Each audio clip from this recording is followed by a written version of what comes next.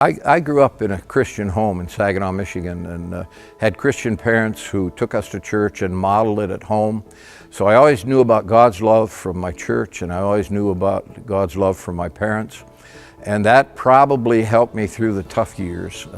I had an assurance and a confidence that helped me get through all those conflicts of growing up in a middle-income home in a big city because I felt loved.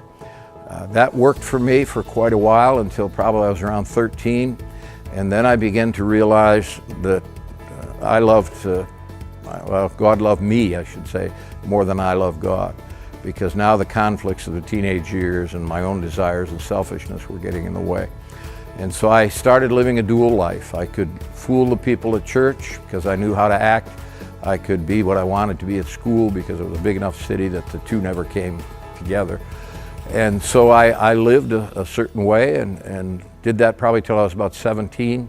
And then at 17 at a camp up in a church camp in the Thumb area of Michigan, God began to speak to me, and I felt enough of a failure and a fake that I was disturbed with myself. And He began to call me out, and I committed my life to Him when I was 17.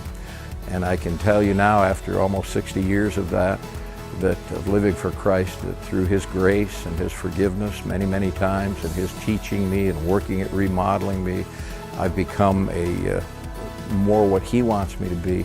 My life has been more enriching and fulfilling and meaningful and exciting than it ever would have been if I'd have just kept living for myself.